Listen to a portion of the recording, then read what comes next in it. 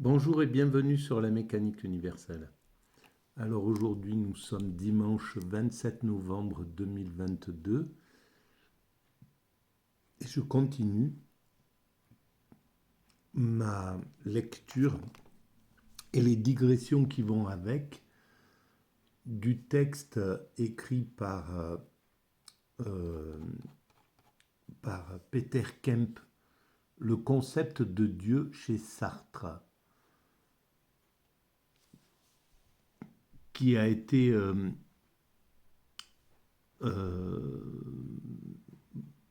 proposé par la Revue d'histoire et de philosophie religieuse en 1967. Alors c'est une réflexion critique de la pensée de Sartre, euh, d'une partie de la pensée de Sartre. En réalité, euh, pour Sartre, semble-t-il, Sartre, à mon sens, voulait à tout prix prouver l'inexistence de Dieu. Et donc il était effectivement confronté à toutes les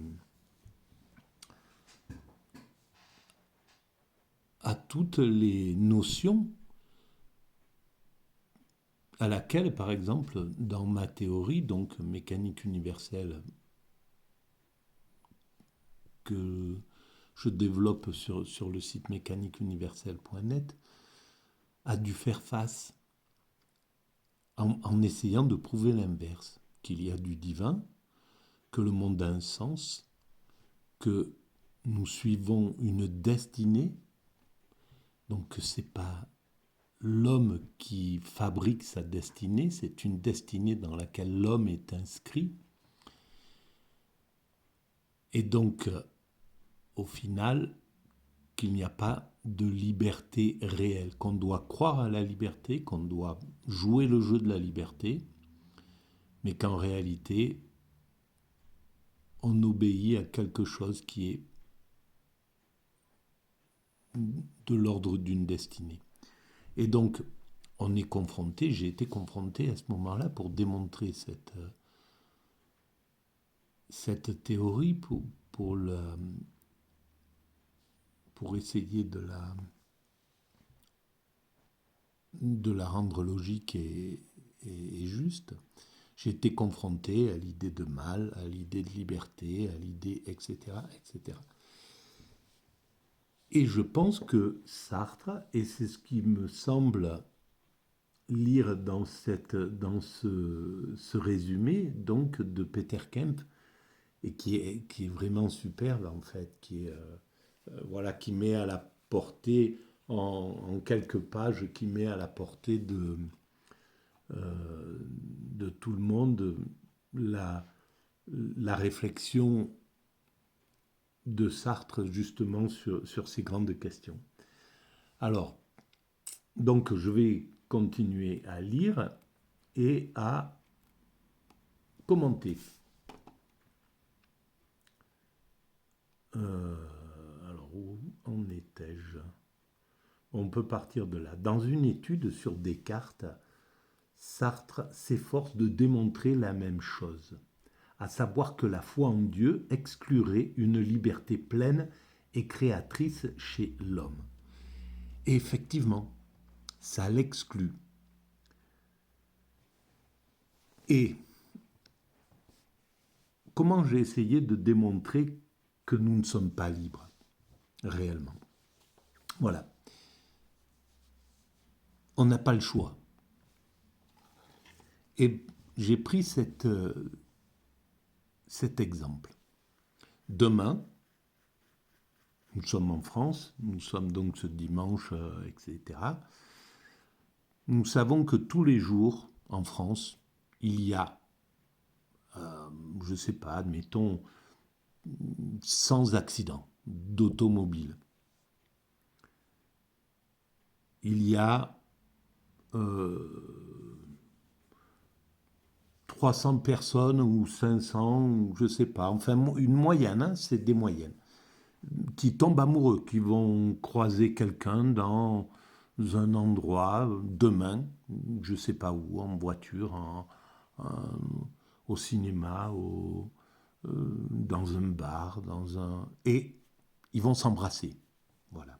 Deux personnes sont attirées et demain, qui ne se connaissent pas aujourd'hui, qui n'ont aucun lien, demain s'embrasseront.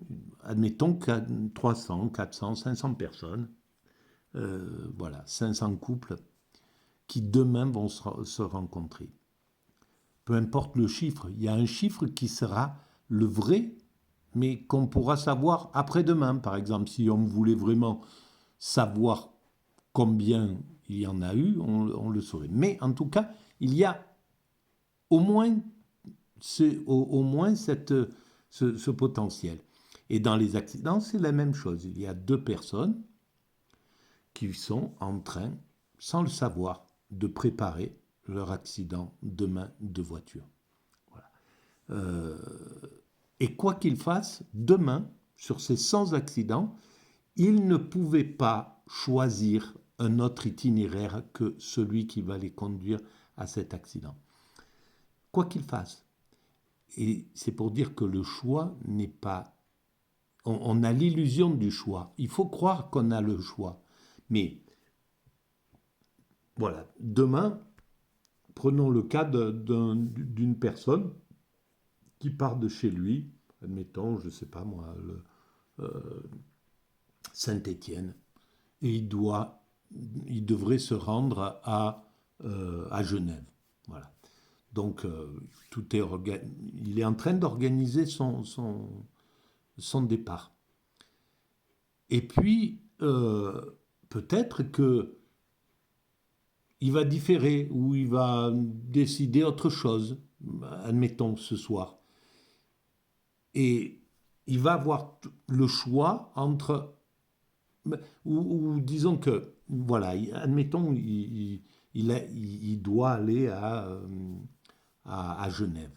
Et sur la route, entre Saint-Étienne et Genève, peu importe, il va arriver à un carrefour, un croisement, et quelqu'un va lui refuser la priorité. Je sais pas, n'importe, on peut, voilà, presque l'idéal, ça serait demain ou aujourd'hui d'aller voir quelqu'un qui a eu un accident et de lui demander tout l'itinéraire qu'il a passé. Est-ce que il a hésité à partir, etc. Qu'il hésite ou qu'il n'hésite pas, quoi qu'il arrive, l'accident qui devait se produire, qui se sera produit demain, ne pouvait pas ne pas se produire parce que les deux personnes, même s'ils hésitent, tiens, je prendrai plutôt par tel endroit. Bon, ben ok, il prend par tel endroit, mais quoi qu'il arrive, là où il doit arriver à 10 heures ou à 11 heures, admettons n'importe quelle heure, à ce carrefour, là où se jouera cet accident, il ne pouvait pas éviter cet accident. C'est-à-dire que tout ce qui arrive demain, tout ce qui va arriver demain, aujourd'hui, est en train de se construire. On construit exactement ce qui va se passer demain. Bon, je ne sais pas du tout ce qui va se passer demain, mais par exemple, admettons, voilà, demain, j'ouvre mes volets, je fais mon truc, et il y a ma voisine qui passe. Là, elle est en train de préparer ce passage. Si je dois lui dire bonjour demain, si je dis bonjour à ma voisine demain, par exemple, si elle passe, ou ce qui va se passer, n'importe quoi, ce qui se passera demain à 9 heures, quand je sortirai de chez moi, ou je ne sais pas, ce sera exactement ce qui devait se passer. Et c'est déjà en train de se présenter. La personne qui passera de demain à 9 heures, et moi je sortirai juste à ce moment-là à 9 heures, je la verrai, je lui dirai bonjour, et ben c'est déjà en train de se produire. Et si c'est pas ça, si demain, ben, au lieu que ça soit ça, à 9 heures, il m'arrive autre chose, je sais pas moi, voilà, il y a eu N'importe quoi, rien, il n'y a rien, je sors, et puis je vois juste, mes yeux se posent quelque part sur cette cour ou sur cette rue, et demain, à tel moment, je verrai telle chose. Je ferai attention à tel truc, tiens, ça. Ben, je ne pourrais pas faire autrement. En réalité, on n'a pas le choix dans l'existence en réalité. Mais on doit croire qu'on a le choix. C'est absolument nécessaire de penser qu'on a ce libre arbitre. Et c'est là où... Alors, voilà comment moi je résous le problème. On n'a pas le choix, on est dans une destinée. Pourquoi, je ne sais pas, cette destinée, pourquoi elle se crée comme ça, mais en définitive, on n'a pas... Tout ce qui arrive ne peut pas ne pas arriver. Et finalement, tout est dans le meilleur des mondes, ce que dit Leibniz. Et pourtant, on doit croire à la liberté. Donc on doit jouer le jeu de penser qu'on a un libre arbitre et qu'on est libre. Et tout simplement, quand il dit l'essence, par exemple, il dit que l'existence précède l'essence. De dire ça, ça revient à donner le pouvoir à l'homme, à lui donner les clés de son destin, condition sine qua non de toute philosophie humaniste. Mais si on avait les clés de notre destin, l'humanité, on saurait ce qu'on construit. Comment se fait-il qu'on construit cette humanité? Et c'est pour ça que, en disant nous allons vers l'ultime perfection, l'humanité va vers son ultime perfection, et on ne peut pas changer ça, et même si c'est une erreur, admettons, voilà. Admettons, l'humanité, elle décide, elle dit, bon, je vais contrarier, le divin veut que j'aille jusqu'à cette ultime perfection, je vais contrarier la chose et je vais faire l'inverse. Voilà. Juste pour contrarier, juste pour dire qu'on est tout puissant, que c'est l'homme qui choisit ça. Quoi qu'il arrive, ce qu'il aura choisi, ça sera le choix qui aura été fait en fait pour lui. On ne peut pas choisir réellement les choses. Il y a un destin, un choix qu'on fait entre deux issues, entre voilà, demain j'ai le choix de me lever à telle heure ou à telle heure. Je pense que j'ai le choix, mais demain, à l'heure où je vais me lever, ça sera le seul choix que j'aurai fait. Je ne pourrai pas le contester, ce choix-là, en réalité. L'autre choix, l'autre vision, ça sera... Elle n'existe pas. Elle est juste là pour servir d'illusion, en réalité. Je peux prendre cette route ou celle-là. La route que je vais prendre, c'est celle que j'aurais prise. Et l'autre n'existe plus en tant que choix. Il faudrait pouvoir pratiquer les deux, prendre les deux routes, pouvoir vivre deux chemins parallèles. À chaque fois qu'on a un choix, voir, bon, je prends ce choix-là, et puis je prends l'autre choix que je suis obligé d'abandonner. Et à chaque fois, j'avance pour savoir exactement s'il y a où me mèneraient ces deux choix. Mais on ne peut pas vivre ça. On est obligé d'en choisir qu'un. On est obligé de prendre qu'un seul itinéraire, en réalité. Et malheureusement, c'est dommage, je ne suis pas très affûté ce soir, je suis fatigué, donc mes propos sont... je manque de pertinence, parce que c'est très clair d'habitude pour moi tout ça, et là je vois que je le donne pas très clair, mais c'est pas grave. Mais en somme, si on avait les clés de notre destin, nous nous sommes distingués des autres primates, nous sommes devenus des hommes constructeurs.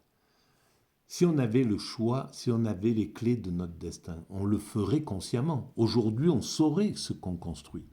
On pourrait dire, on construit ceci, cela. Quel est le sens? Puisque on est lié au futur. On construit en fonction du futur. On dit, il va falloir améliorer ça, ça, ça et ça. Donc on travaille pour le futur, on ne travaille pas pour le passé. L'humanité tout entière travaille pour le futur. Les Chinois travaillent pour leur futur, les Russes parlent pour leur futur, les Français pour leur futur, les Africains pour leur futur, les Américains pour leur futur, les Européens pour leur futur, etc., etc. On travaille tous pour un futur, donc pour un sens. Et donc, si on était vraiment conscient, on n'agirait pas comme on agit. Si on était vraiment les maîtres de notre destin, d'abord, en tant qu'individu, on ne se maltraiterait pas, on ne se ferait pas de mal. Sartre ne se serait pas mis à fumer 3 paquets de cigarettes par jour, à boire tant et plus, etc., etc. S'il était vraiment maître de son destin, il n'aurait pas choisi forcément toutes les voies qu'il a choisies, etc. Donc il y a quelque chose où on n'est pas vraiment maître de notre destin. Et en plus, l'humanité est inclue. Nous sommes inclus dans le destin de l'humanité. On n'est pas libre de ce destin. On peut pas. Tout ce qu'on fait, ça revient à l'humanité.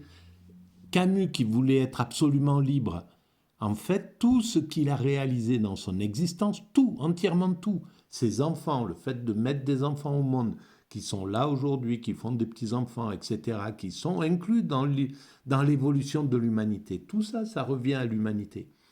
Les bouquins qu'il a écrits, maintenant il y a des millions et des millions d'êtres humains qui lisent ces livres et qui sont influencés par ça et qui agissent à partir de ces ouvrages-là dans l'humanité, qui amènent quelque chose dans l'humanité. Voilà, Michel Onfray qui est passionné par Camus, qui adore Camus, son travail est inclus dans l'humanité. Le travail de Michel Onfray travaille pour cette humanité, travaille pour faire évoluer l'humanité, même s'il le conçoit pas, même s'il a le sentiment qu'il travaille pour lui-même.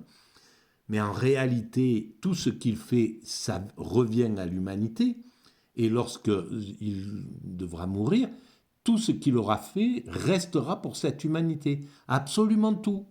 Et ça est ce qu'il aura acheté. Même, voilà, s'il collectionne des montres, eh ben, ça sera dispatché, ça reste dans l'humanité et ça continuera à évoluer, à travailler l'humanité.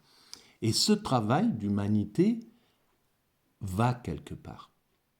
Et on serait libre, et on sera libre, oui, effectivement, on sera libre le jour où on aura compris notre sens, mais pas...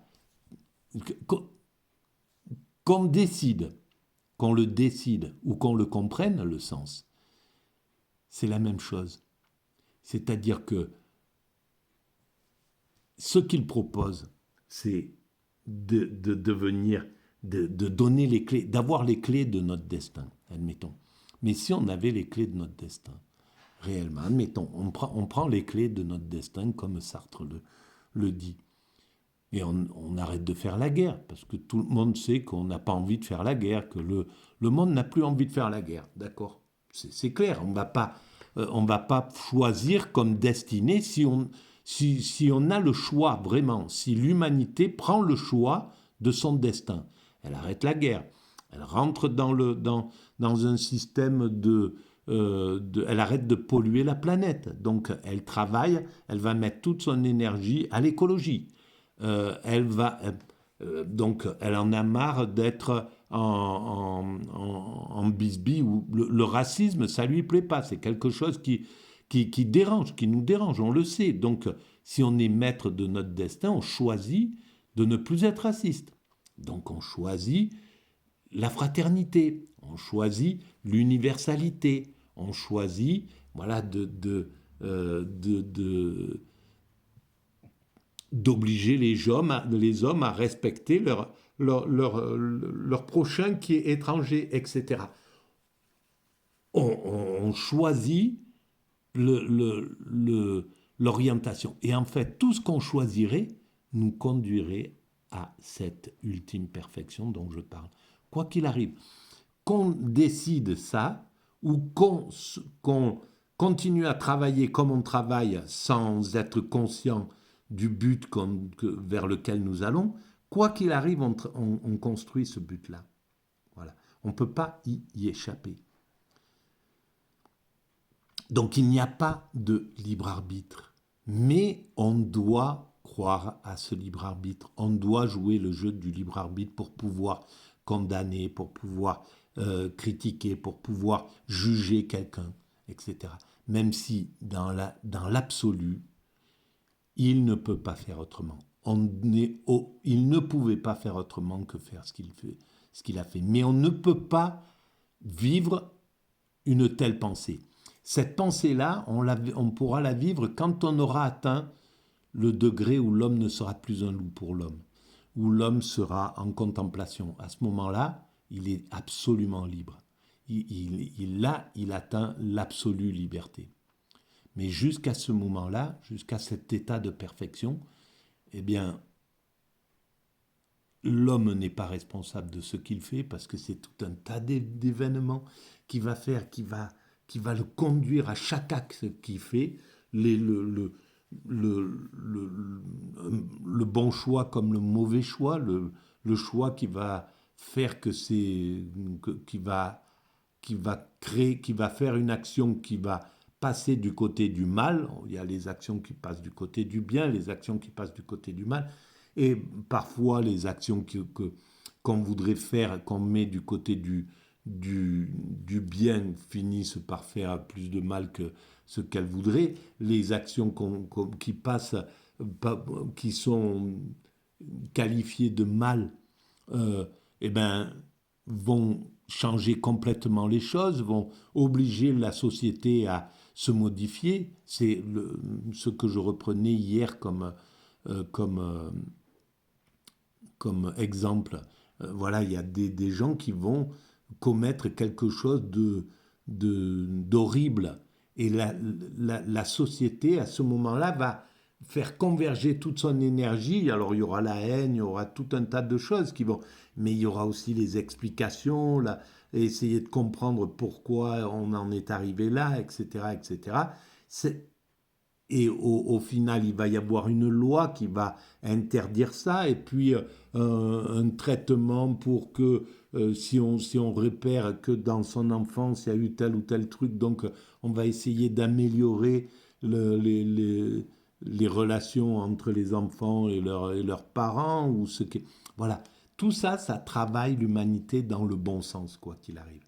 Et c'est évident que derrière chaque acte, même le pire, donc ce qu'on considère le mal, fait évoluer l'humanité. C'est tragique à dire, parce que c'est la seule solution. Si on avait la solution, si on avait l'aptitude à faire évoluer les choses sans crime, sans drame, sans etc., etc., de façon parfaite, on le ferait, tout simplement. Il n'y a aucune raison qu'on ne le fasse pas. Mais cette liberté totale dont parle Sartre, elle est à double tranchant parce que elle enlève, et c'est pour ça que les religions sont au-dessus de tout ça, sont plus fortes que l'existentialisme en réalité. Parce que l'existentialisme ne permet pas, si l'homme est tout à fait coupable de tout ce qu'il fait, où sont les circonstances atténuantes? Qu'est-ce qui va faire qu'un homme, qu'on va pouvoir comprendre totalement son geste, etc., etc. Et le résultat de son geste pour l'évolution de l'humanité. C'est pas possible. Donc, c'est beaucoup plus dur, en fait. C'est beaucoup moins humaniste, en réalité. Si c'est un humanisme, oui, tel qu'on le parle, mais c'est beaucoup moins humain que le principe religieux qui peut dire pardonnez-leur, ils ne savent pas ce qu'ils font. Il y a le pardon, il y a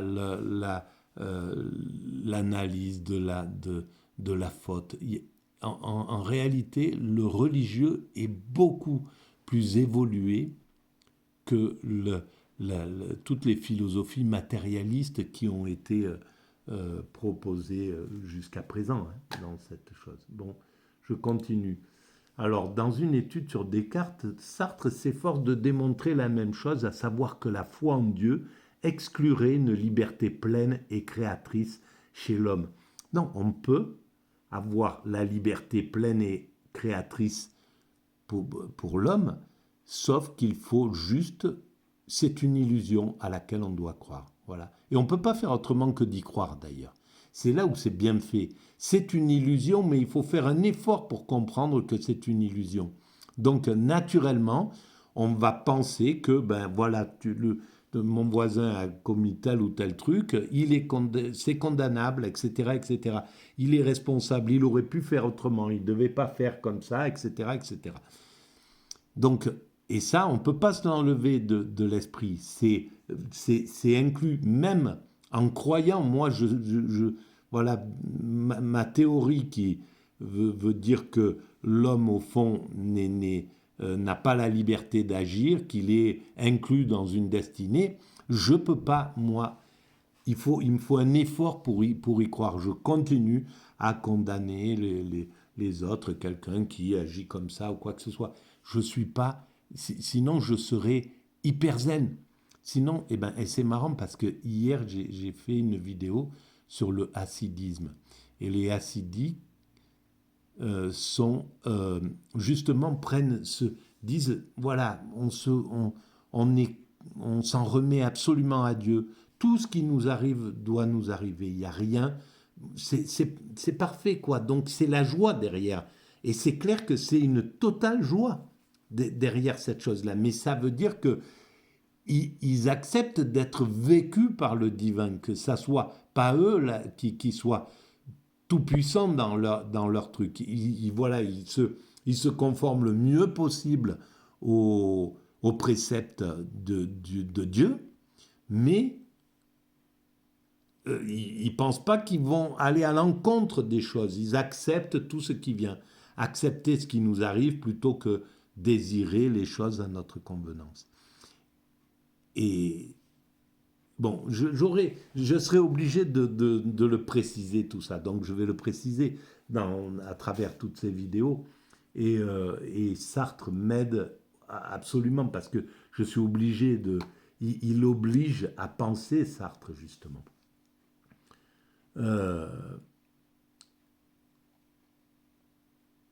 Donc,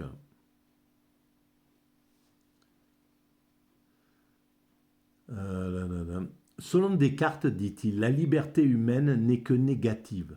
L'homme a le pouvoir de dire oui ou non pour le mal, mais il ne crée rien de ce qui est bon. Alors voilà, ça veut dire que s'il avait le pouvoir d'agir comme ça, il n'agirait pas, il ferait, voilà, parallèlement à ça, la philosophie dit que tout homme cherche à atteindre le bonheur. Donc si on avait vraiment le pouvoir sur nous-mêmes, sur notre destinée, on agirait tous bien parce qu'on cherche tous à atteindre le bonheur. Donc ça serait obligatoire. L'homme a le pouvoir de dire donc au contraire, c'est Dieu qui est vraiment libre. Le Dieu de Descartes est le plus libre des dieux qu'a forgé la pensée humaine. C'est le seul Dieu créateur. Il n'est soumis en effet ni à des principes, fût-ce à celui d'identité, ni à un souverain bien dont il serait seulement l'exécuteur. Il n'a pas seulement créé les existants conformément à des règles qui se seraient imposées à sa volonté, mais il a créé à la fois les êtres et leur essence, le monde et les lois du monde, les individus et les principes premiers. Et c'est absolument ce que je pense. Voilà, c'est exactement ce qui se passe. Et c'est pourquoi Dieu est dans ce monde en même temps. C'est Dieu qui fait tout, qui est lui-même. Et nous, bien sûr qu'on a cette liberté et on a cette illusion de liberté, ça fait partie du jeu de l'évolution de cette humanité. Voilà. Et on est une partie de ce divin et avec l'ensemble des autres divins et on construit quelque chose pour ce divin dont on ne sait pas encore ce que c'est. On ne comprend pas pourquoi on conduit cette humanité vers son ultime perfection, vers l'extase. Pour quelle raison? Eh bien, pas plus que c'était avant que la Terre, avant que les hommes prennent conscience que la Terre était plate, ils ne le savaient pas. Et puis un jour, ils l'ont su. Avant que la Terre tourne autour du Soleil, ils ne le savaient pas. Et puis ils l'ont su. Avant que l'homme maîtrise le feu, il ne savait pas qu'il pouvait le maîtriser. Un jour, il l'a maîtrisé. Avant que l'humanité prenne conscience qu'elle est un village planétaire, elle ne le savait pas et maintenant on le sait. Et avant qu'on ne comprenne que l'humanité est destinée à son ultime perfection, on ne le savait pas et un jour on le saura. Voilà. Et avant qu'on sache pourquoi ce divin, qu'est-ce que c'est que le divin, on ne le sait pas et un jour on le saura. On saura ce que c'est que ce divin. Qu'est-ce que c'est que ce divin? Pourquoi il a créé cette création dans laquelle nous sommes. Et on est un peu du Dieu. Voilà, on est une petite partie de ce Dieu. Chaque être humain est une partie de ce Dieu. Toutes les choses sont de l'ordre du divin. Voilà, et un jour on le saura. Et peut-être que... Et tout ça, c'est... Je pense que ce secret, il est déjà révélé dans les livres sacrés, à mon sens, comme la finalité de l'humanité a été révélée. Toutes les religions disent qu'on va vers cette perfection-là. Donc, au fond, il faudra que je précise un jour justement pourquoi les monothéismes ont la vocation du sens de l'humanité, d'exprimer au monde le sens de l'humanité. Pourquoi c'est à elle qu'incomberait cela? C'est ce que je pense par rapport aux religions cycliques, enfin cycliques, qui ne sont pas vraiment cycliques, mais qui ne tiennent pas compte de l'évolution du monde et qui ont quelque chose de très important à amener à la pensée humaine. Hein. Je parle de l'hindouisme, le bouddhisme, etc., le zen, qui ont une autre conception. Et je pense que ces deux conceptions seront obligées d'apporter leur essence pour la compréhension.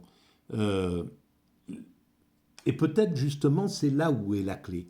Mais en tout cas, le monothéisme, donc le judaïsme qui est la mère des monothéismes, le christianisme et l'islam, apporte à l'humanité l'idée que nous allons vers cette ultime perfection. Ça, donc, c'est pour moi, c'est la base. Et c'est pas pour rien qu'il y a l'idée d'un peuple guide. Pour quelle raison ça a été offert, donné, ou c'est peut-être pas c'était peut-être pas un cadeau, mais donné au judaïsme pour qu'il soit en lui disant, voilà, il faut que tu sois le guide de cette humanité. C'est pas pour rien, au fond. Voilà. Et c'est là où c'est quand même magique que ça. Si ça se révèle que nous allons vraiment là-bas, vers cette ultime perfection, ça va être assez faramineux pour ceux qui vont... La période de l'humanité qui va détecter ça et qui va dire oui, ça y est, c'est bon, on est là, c'est notre choix, c'est bien ça, c'est pas notre choix, c'est notre destinée, je veux dire. On est bien dans ce truc-là. Là, il va falloir... ils vont tomber sur le machin, hein, comme on dit, en disant, ben, c'est incroyable qu'il y a des milliers d'années, des gens ont pensé comme ça déjà, etc. Ont su que c'était le sens et que c'était que c'était ça le fait d'être, la notion d'être le guide de l'humanité. Voilà, par exemple. Et il va falloir comprendre ce que les religions qui parlent du vide, que tout est vide, que ça vient du vide, c'est-à-dire l'hindouisme, le bouddhisme, etc., pourquoi elles ont aussi raison. Donc qu'est-ce qu'elles amènent? Les monothéismes à logique euh, de Dieu incarné, voilà, de l'humanité quand elle est incarnée, et peut-être que l'hindouisme amène la logique de ce qu'est Dieu avant que tout soit incarné, avant que la création ait été faite, avant que que l'univers ait été se soit constitué. Donc peut-être que eux, ils ont la clé de ce qui est avant l'univers et le judaïsme a la clé de ce qui les monothéismes ont la clé de ce qui est constitué du monde créé. Voilà, c'est possible que ça soit ça. Je ne sais pas. Hein. Donc je continue. Euh, Au contraire, c'est Dieu qui est vraiment libre, le Dieu donc de Descartes, etc. Il n'est soumis en effet ni à des principes, fût-ce à celui d'identité, ni à un souverain bien, dont il serait seulement l'exécuteur. Bien sûr, c'est clair. Il n'a pas seulement créé les existants, conformément à des règles qui se seraient imposées à sa volonté, mais il a créé à la fois les êtres et leur essence, le monde et les lois du monde, les individus et les principes premiers. Mais Sartre ajoute que c'est sa propre liberté que Descartes a hypostasiée en Dieu. Bien sûr qu'il a. Il a et c'est l'égocentrisme qui fait parler euh, Sartre. Parce que et Descartes, il se sentait à l'intérieur, il sentait qu'il y avait une puissance qui était plus forte que lui, qui était une volonté plus importante, etc. Tu vois. Donc c'est pas, c'est juste l'ego qui fait ce désir d'absolue liberté, mais qui est très important. J'arriverai à comprendre l'importance de cette liberté telle qu'elle est proposée par Sartre dans l'humanité. J'y arriverai, c'est clair, à comprendre l'intérêt de ça, parce qu'il y a un intérêt majeur. Sinon, ça n'aurait pas été fait. L'intérêt majeur du travail de Camus, etc. Il y a eu la critique, j'ai critiqué, j'ai fait c'est une sorte de, on pourrait le considérer comme la thèse. Il y aura l'antithèse, donc savoir tout ce qui a, voir le côté positif de cet apport, de cette liberté-là. Cependant, Sartre dit à plusieurs reprises que l'homme est condamné à être libre. Il n'a pas choisi sa liberté et il désire fonder sa propre liberté afin de devenir cause de soi, cause à sui. Ben oui, mais ça, c'est quand il aura choisi. Mais en fait, il ne pourra pas ne pas choisir. Mais là, il sera dans sa liberté. C'est-à-dire quand il aura dit, oui, nous devons aller là-bas, c'est notre but, c'est notre destinée, travaillons à ça de façon concrète, en pleine liberté, etc. Là, oui, ça sera le truc. Mais pour ça, il faut qu'il détecte cette chose-là. Pour l'instant, on avance à tâtons, on n'avance pas en liberté, on avance, voilà, on ne sait pas où on va exactement. On y va, on fait les choses, mais sans savoir vraiment où nous allons. Pourquoi ce désir? Pourquoi ce sentiment d'une condamnation? Ces questions restent entières. Et l'autre chose, c'est fonder sa propre... L'homme désire fonder sa propre liberté. Cette absolue liberté, c'est l'extase. Dans cette position, c'est dommage parce que voilà, c'est là où c'est compliqué, c'est là où on a du mal à se comprendre encore entre êtres humains. Parce que quand on a fait l'expérience de l'extase, on en comprend toutes les dimensions, comme un type qui est allé rejoindre le pôle Nord en ski ou traverser l'Atlantique à la rame. Il y en a peut-être 30 qui l'ont fait. eh ben, s'ils parlent entre eux, ils savent de quoi ils parlent. Ils n'ont même pas besoin de... Voilà, ils ont compris ce qui s'est passé.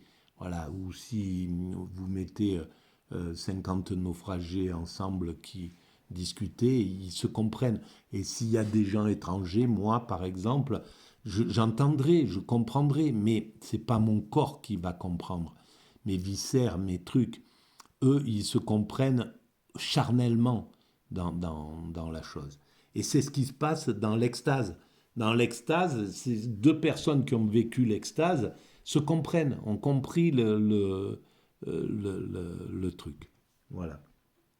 Et donc c'est compliqué de pouvoir expliquer pourquoi c'est l'absolue liberté, pourquoi c'est la seule position où l'homme est totalement libre.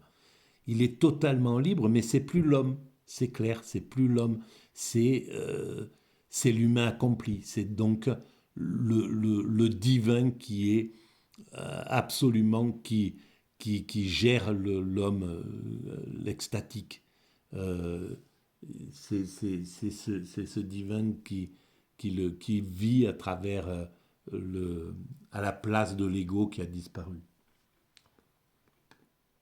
Pourquoi ce désir? Pourquoi ce sentiment d'une condamnation? Ces questions restent entières.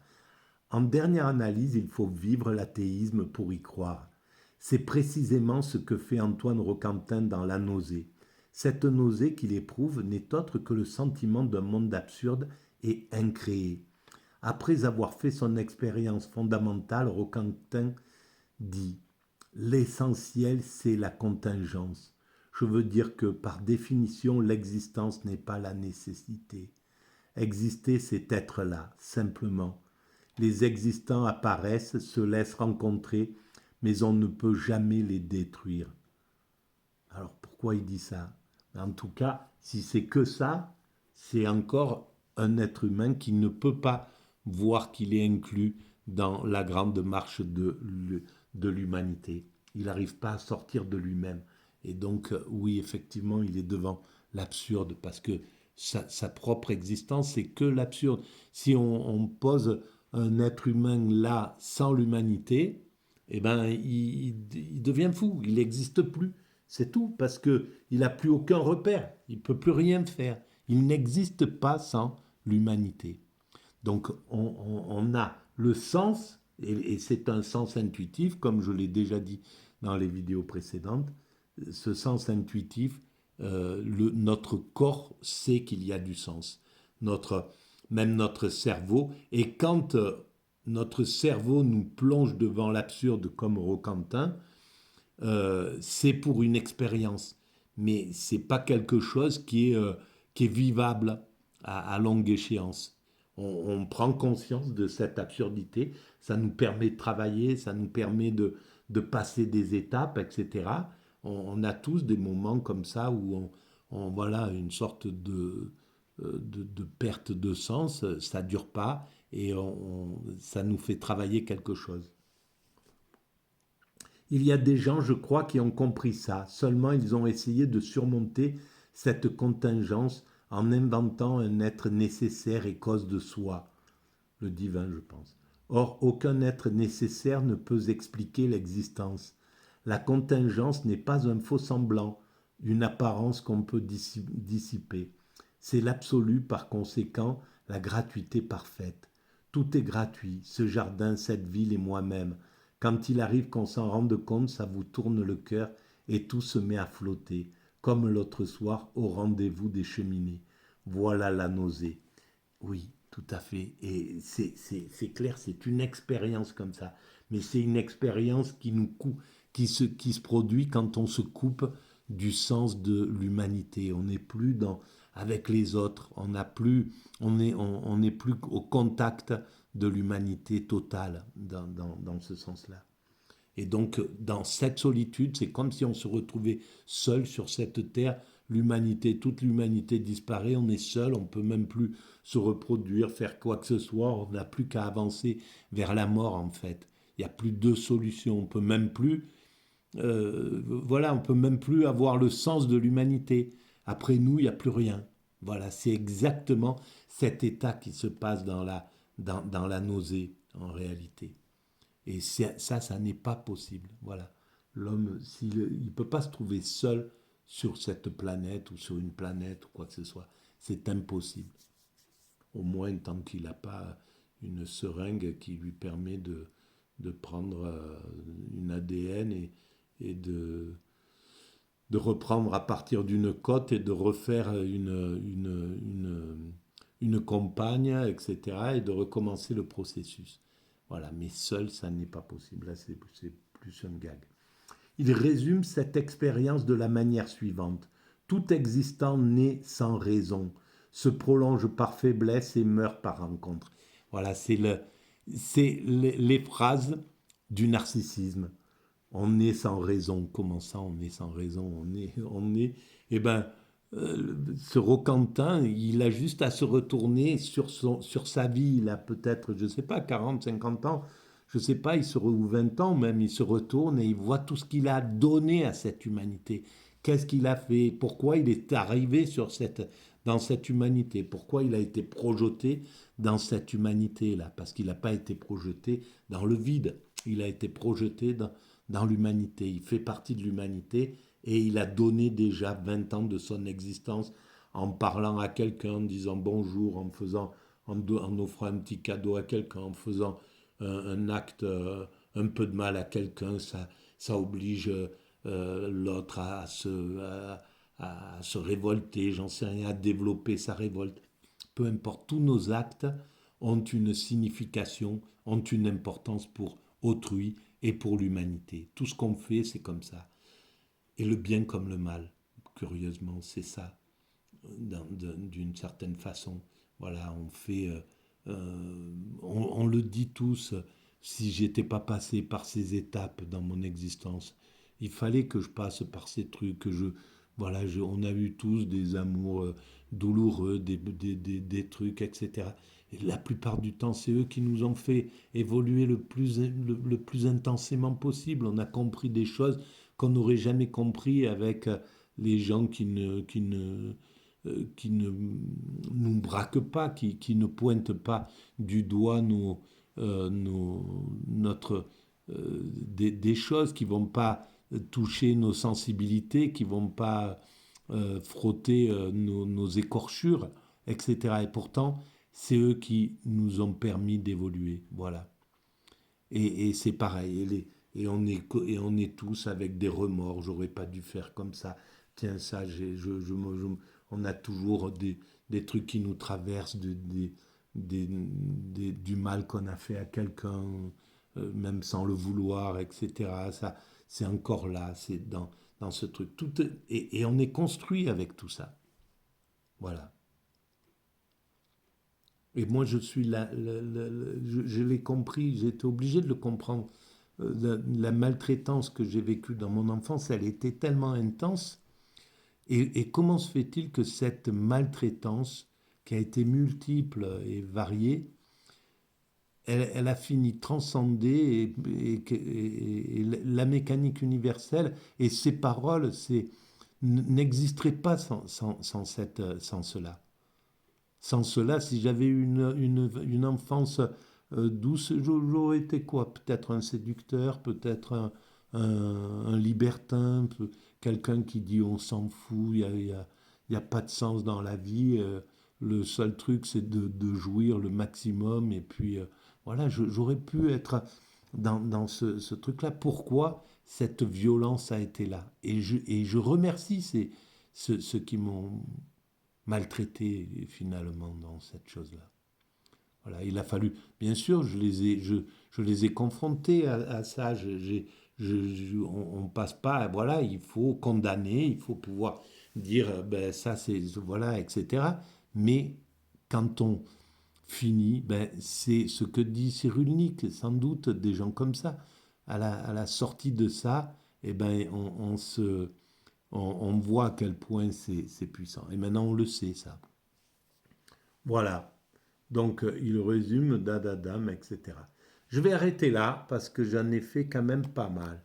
Mais, eh ben, à chaque fois, ce qui est curieux, c'est qu'à chaque fois, les choses importantes arrivent à partir de 30 ou 40 minutes. Là, on est à 49 minutes.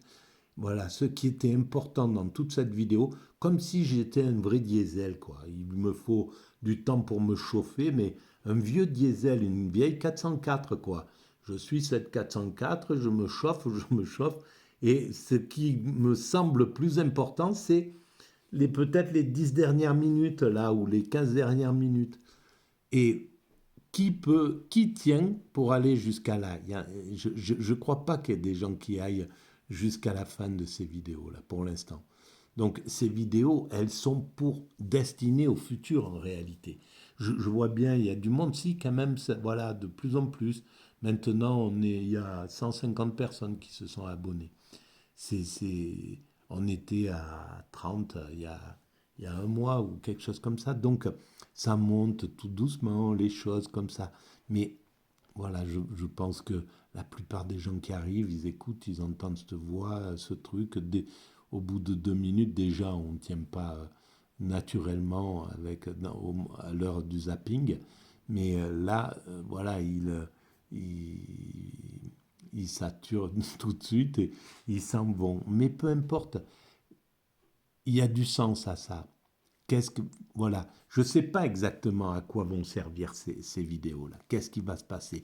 Qu'est-ce qu'elles vont apporter? Est-ce que peut-être quelqu'un va finir par dire, oh ben écoutez, là ça a l'air d'être intéressant, ça mérite d'être pensé par le système universitaire. On va peut-être se pencher sur cette question-là. Peut-être c'est ça qui va. C'est un peu ce que j'espère, faut le dire, au fond de mon cœur, que ça vienne. Mais je l'espère sans que ça soit une. Je m'en fiche, quoi. Mon travail, il est fait. Voilà, la mécanique universelle est sur Internet.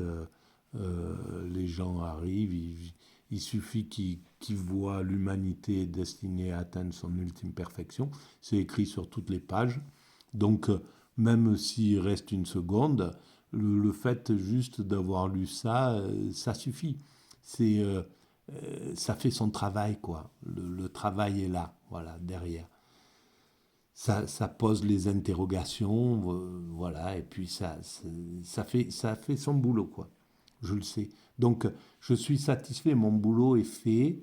Là, c'est en plus, en somme, ce truc-là. C'est peut-être pour, euh, pour, pour convaincre. Et sinon, ben, ça prendra son temps et ça sera peut-être le siècle prochain qui découvriront, comme on arrive aujourd'hui à découvrir un auteur. Ben là, par exemple, j'ai écouté une émission, c'était pour Guillou. Ben, oui, effectivement, Michel Onfray en parle, et d'un philosophe que Guillou connaissait, et qui sont complètement négligés. Et c'est super, mais voilà, 100 ans après, il y a quelqu'un qui va les sortir. Et s'ils étaient dans la réalité, eh ben ça serait... voilà, ce que je veux dire, c'est que si Galilée apporte une idée, ou Copernic, une réalité, même si ça met 100 ans à sortir, si c'est la vérité, eh ben c'est ça qui va être pris. Donc si la mécanique universelle est la réalité, ben dans 100 ans, ça sera pris comme position. Comme Darwin, voilà, et ça a peut-être mis 100 ans pour que les gens disent, bon ben c'est plus une théorie, c'est un fait. Voilà. Et c'est tout, en fait. Le chemin, il est là. Bon, là, je parle tout seul pour l'instant vis-à-vis de ça, hein, en tout cas. Et je crois qu'il n'y a personne qui est arrivé là. S'il y a quelqu'un qui est arrivé à 54, vraiment, en ayant suivi, faites un petit signe. Je ne sais pas, n'importe quoi. Vous mettez un Z sur le... Un Z, juste un Z en message. Voilà. Un petit Z en message. J'aurais compris que vous êtes arrivé jusqu'à là et que vous avez entendu ces dernières paroles. Allez, à bientôt. Merci de votre écoute.